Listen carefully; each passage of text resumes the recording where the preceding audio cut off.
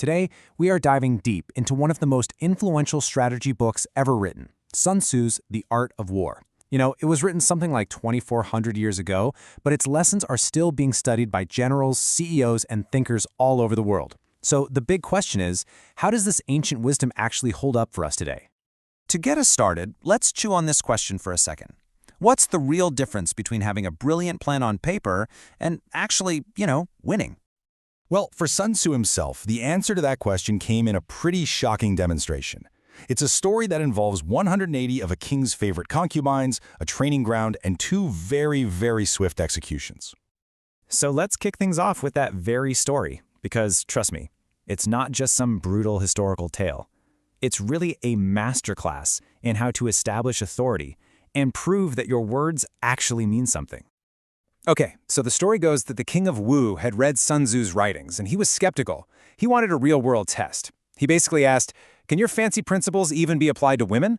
Sun Tzu said, "Of course." So the king brings out 180 of his concubines. Sun Tzu starts explaining the drills, right turn, left turn, pretty basic stuff. But when he gives the command, they just giggled, laughed right at him. Now this is where it gets really interesting. Sun Tzu didn't get angry at the women. Nope. He immediately took full responsibility. He said that if orders aren't clear, if they're not understood, then it's the general's fault. That is such a key point. A true leader owns the clarity of their communication. So he very carefully, very methodically explained the commands all over again. He even set up the big battle axes to show them this was serious business. He gives the order a second time, and what happens? They burst into laughter all over again. And this is where everything changes. Sun Tzu says, okay, if the orders are clear, but the soldiers still disobey, well, the fault isn't with the general anymore. The fault lies with their officers. And then he ordered the execution of the two women he'd put in charge, who just so happened to be the king's two absolute favorite concubines. You can imagine the king was horrified. He begged Sun Tzu to stop, but the strategist just replied that on the battlefield, a general has to act on his own authority. The executions were carried out, and right after that, every single woman followed his commands perfectly, not a sound. The king finally got it. Sun Tzu wasn't just a theorist who could write things down, he was a leader who could get things done. He was made general right on the spot. Now, after hearing a story like that, you'd be forgiven for thinking Sun Tzu's whole philosophy is about brute force and ruthless discipline. But here's the twist. That whole shocking display, it was just a means to an end, because his ultimate goal was, maybe surprisingly, the complete opposite of fighting.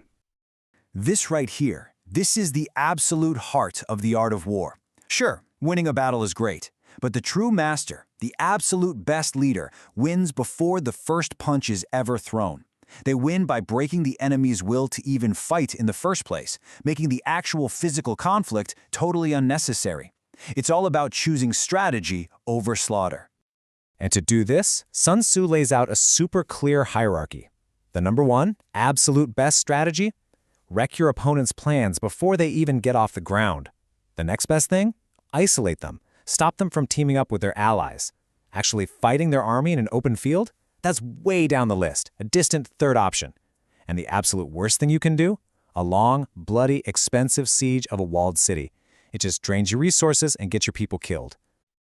Okay, so if you're supposed to win without actually fighting, how in the world do you do that?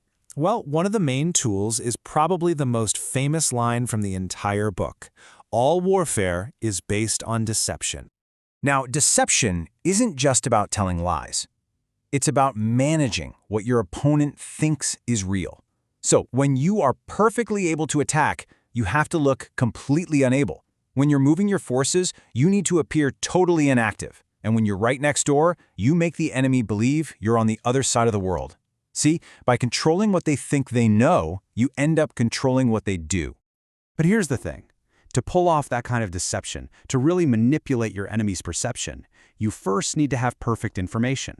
And that brings us to what is, without a doubt, the single most important idea in the entire history of strategic thinking. It really all comes down to this simple breakdown. If you know your enemy and you know yourself, you can fight 100 battles without any risk. If you only know yourself but you're clueless about your opponent, well, for every victory you gain, you're going to suffer a defeat. It's a coin toss. And if you know neither your enemy nor yourself, well, you're not just going to lose. You're going to lose every single time.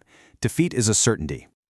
All right, so all of this is fascinating military history, for sure. But what does any of it have to do with us today, living in a world without walled cities and chariot battles? The answer is everything. The principles are timeless. It's just the battlefields that have changed. So I want you to take a second and really think about it. What is your battlefield? Is it a really tough negotiation you have coming up at work?